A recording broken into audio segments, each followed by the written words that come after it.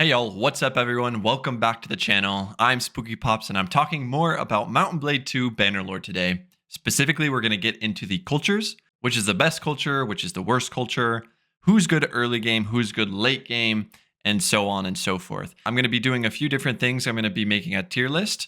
So I'll be kind of showing you the tier list maker as we move through the cultures. And then I have the game open as well just to make reference to a few different things. So here we go. Let's get into it. Let's just jump right into it. And we're going to start from the bottom right. We're going to start with the Battanians. So the Battanians, they are a very good culture to play with. Let's start with their cons and then kind of work our way up. So the con that the Battanians have is that they build their town projects 10% slower in their settlements. In my opinion, this is not super impactful. When you're talking about town projects, you're talking about days, right? So the tier 1 stuff usually requires 7 to 10 days for a project to be complete, which 10% slower means what?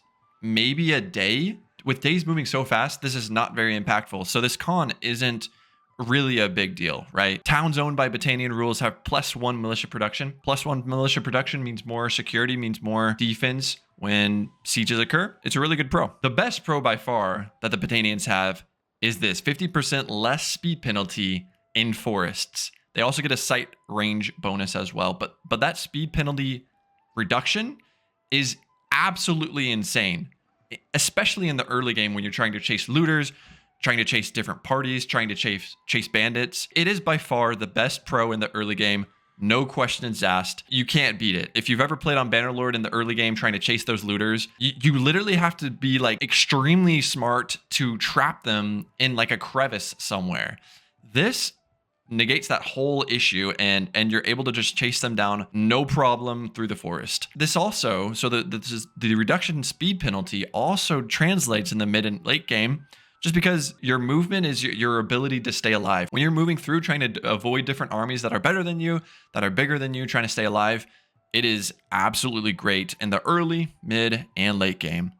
The Battanians is a great culture to play with if you are a beginner. All right, so here is the tier list maker, and the Battanians get in the A category from me. That means there, of course, is going to be a culture that is in the S tier, as well as all these other lesser tiers. So Battanian culture gets a thumbs up for me. It is A tier, and we're going to move on here. Let's move on to the Khuzaits. Their con is 20% less tax income from towns. This is going to be more impactful than the Battanians con. 20% less tax income means less money in the late game, mid to late game, 20% less income from towns. Of course, it gets offset a little bit by their pros, or should be offset. So the first pro they have is 25% production bonus to the animals in villages owned by Khuzait rulers. And then recruiting and upgrading mounted troops are 10% cheaper, right? So their pros kind of offset their cons, hopefully. This pro of kind of the mounted troops being 10% cheaper to recruit and upgrade, that's a decent pro. And if you're playing as the Khuzaits, you have a clear game plan, right? You're going to recruit mounted troops, you're going to upgrade them, and you're going to win battles with your mounted troops. It's just that simple, right? I just don't think that the con is offset by the pros. I think you're losing out on revenue, and ultimately the pros are not kind of outweighing the con there. I think the Khuzaits are not the pick, especially if you're a beginner. Their units are okay. Their mounted troops are really good, but I personally rank Khuzait pretty low here. They are a C tier for me. Yeah, not much else to be said. So we're going to move on here. All right, let's go ahead and talk about the Empire culture. So village hearths increase 20% less. What are village hearths? You can think of village hearths simply as village families or people within the village. That means the growth is 20% slower than other villages. Well, what does that really mean? That means that there's going to be less people, so less production, less security for the village, which ultimately means just a little bit less income because the production is a little bit less. When you're talking about village families, though, I don't think this is super impactful, right? So if there's 50 families in a village, that means that there's going to be 8 less families because of the 20% reduction, right? So 42 compared to 50, right? I don't think that's super impactful, especially when we're talking about lower numbers. If we were talking about villages having, 1,000 people, maybe that becomes a little bit more significant, more impactful con. But I think this is fairly insignificant. Let's move on. Being an army brings 25% more influence. This pro is definitely going to be very helpful in the mid and late game when you need that influence to either vote for different things if you are a vassal, or if you're at your own kingdom.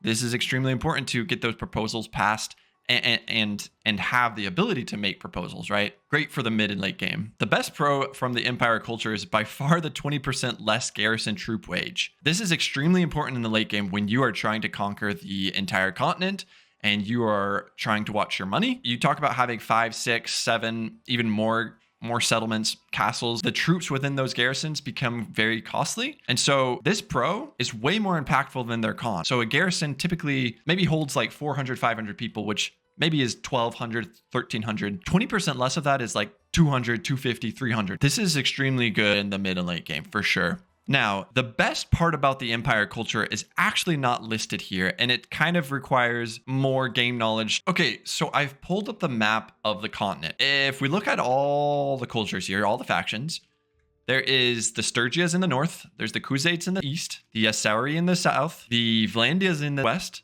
and then there's Battania right here, kind of carved out western half of the continent. Now, all of this purple, blue, royal blue, whatever the color that is, magenta, whatever, red or purple, whatever. Anyways, this section right here in the middle of the map, that is all Empire culture.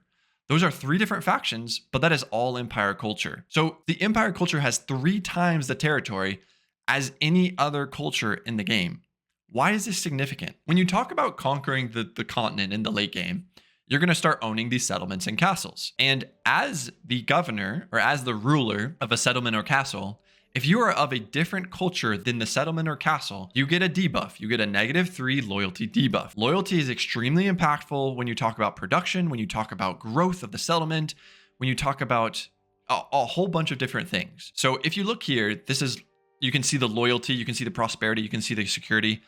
Loyalty all kind of ties into that. And if you're getting a -3 debuff per day, that is extremely impactful. Now, if you are of the same culture as the settlement or castle, you do not get that -3 debuff. I think you get even a buff towards loyalty. When you talk about conquering every castle and settlement across the continent, being of the Empire culture is extremely helpful to keep your loyalty high. So your prosperity is going to be good. Construction is going to be better. Your production is going to be better. And if your loyalty is low enough, you are at risk of rebellion in that settlement or castle. You don't have to worry about that at all as Empire. 3 times the territory as any other culture. You just can't beat that. This is by far the best buff that the Empire culture has for you in the late game. The best culture in the game just because of this. And you got all of their pros and an insignificant con. They are definitely an S tier for me. Empire is the way to go if you want to win in the late game. Definitely. Empire is the best. All right, let's move on to the Vlandians. Okay. Recruiting lords to armies costs 20% more influence is their con. This con isn't super significant in my opinion. You know, there are other heroes and mercenaries and different people that you can recruit to your army. It doesn't necessarily have to be lords. Plus 20% more influence to do this we're talking about a small number. So this is not super impactful, not super significant. 10% production bonus to villages that are bound to castles. That's great. A little bit more revenue. Never hurt anyone. Unfortunately, it's not both castles and settlements. It's just castles, but that's okay. 5% more renown from the battles. If you're talking about over the course of the game, 5% gets actually pretty significant. So I really like this pro. And then 15% more income while serving as a mercenary. Again, a little bit more income. So the Vlandians really give you that kind of boost to your economy in the kind of early, mid, and even the late game, right? So a good boost to the economy, plus you get that 5% renown across all battles. This might be a little bit controversial, but I still don't think Vlandians are necessarily better than Battania. I think Battania is definitely earning that A spot for me, and I am going to put the Vlandia culture, Vlandians in the B tier. People might not agree with me, but I think people value Vlandians too highly. I don't think their units are necessarily the best. I think they're just okay. They do have a really good spot on the map, kind of that western coast, so it's a little bit more defensible when you talk about kind of conquering the western half and then kind of spreading out from there. But I don't think they're necessarily, I don't think they're better than Battania, and I don't think, obviously, they're not better than Empire. So therefore, just process of elimination, I have to put them at the B spot. We're going to move on. So here we have the Sturgians. All right. 20% more relationship penalty from kingdom decisions. who cares? Literally, that con is a non-factor for me. Like, I mean, there is a potential that it could play some sort of role within your kingdom and pissing off different lords and nobles, but I don't think it's super impactful. I think this is a complete non-factor for me. Armies lose 20% less daily cohesion. That is actually extremely important when you talk about kind of forming an army, being in an army mid to late game. The army cohesion is very quick to go down. And if I'm losing 20% less daily, that's fairly significant. Although you are talking about a small number of daily cohesion loss. But if it's each day as you are in an army, that becomes pretty big over, a 10-day, 15-day span that you're going to be spending in an army. Recruiting and upgrading infantry troops are 25% cheaper. So this pro tells you how to win the game with the Sturgians, right? You want to recruit infantry, you want to upgrade them, and then you want to sit in your shield wall in battles and win battles via your shield wall infantry, just moving as a unit and crushing the opposition. You have a clear game plan if you are the Sturgians. The Sturgians actually are kind of slept on, in my opinion. The shield walls are extremely OP. Their pro kind of ties into that. The Sturgians are right there with the Vlandia. I don't think they're better than Battania. I think they're right in par with Vlandia. You have such a clear game plan when you play with a Sturgia, and I actually think they are slept on. All right, last but not least, let's talk about the Aserai. Daily wages of troops in the party are increased by 5%. We are talking about a small percentage, sure. And some of you might think, well, Spooky, you've went through all of these cultures and kind of said how a small percentage is less impactful, a bigger percentage is more impactful. However, we're talking about over the entire course of the game. You're going to feel this over the entire course of the game, especially in the early and mid game when your revenue isn't quite where it should be and you're trying to preserve economy. It's extremely impactful. They're pros. No speed penalty on the desert. Great. What about the other 80%, 75% of the map? If you don't get speed penalty in the desert, you really don't start in the desert. So what? You're just going to play in the desert the entire game?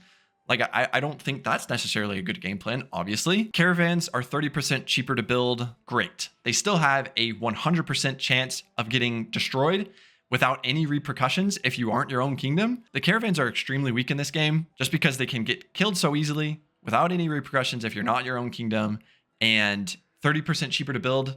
Great. You save 4,000 to 5,000 if you're going to build a caravan. This is not good either. 10% less trade penalty. That's good. You save a little bit of revenue. Great. But your con is way more significant than 10% less trade penalty. It seems like the game developers wanted to play with 5 cultures, and then someone was like, hey, we actually need a 6th culture because this symmetry right here needs to look a little bit, you're right. So 3 on the top and 3 on the bottom. We just need a 6th culture. So get Jerry and Bob on it. Jerry, Bob, figure out a 6th culture, whip it together, and we're going to just spit it out with whatever you have. And this is what they came up with. The look is cool. The idea is cool that they're in a desert with the camels and right, their dress and the desert, but their pros are non-existent. Their con is really bad. In conclusion, Aserai are by far, oh, I spelled it wrong. Anyways, that's Aserai are the worst culture in this game by far, and it's not even close. This D needs to turn into why. Just like, why would you play it? There's no point in playing the Aserai, especially if you are a beginner. You are playing on extremely difficult mode. Yeah, here is my tier list. In conclusion, the Empire is the best culture to play with by far, just because of the pros we've talked about. Battania gets that 2nd spot. You really want that speed penalty reduction across the entire game, especially in the early game. Vlandia, Sturgia get that B tier. The Khuzaits are the C tier. And then Aserai,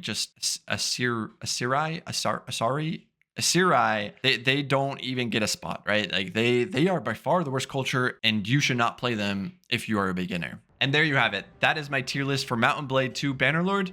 Which culture is the best? Which culture is the worst? Hopefully I answered that question for you today. If you don't agree with me, let me know in the comments below. Do so civilly, and I'd be glad to discuss my thoughts and kind of opinions with you. Thanks for watching. Spookypops out.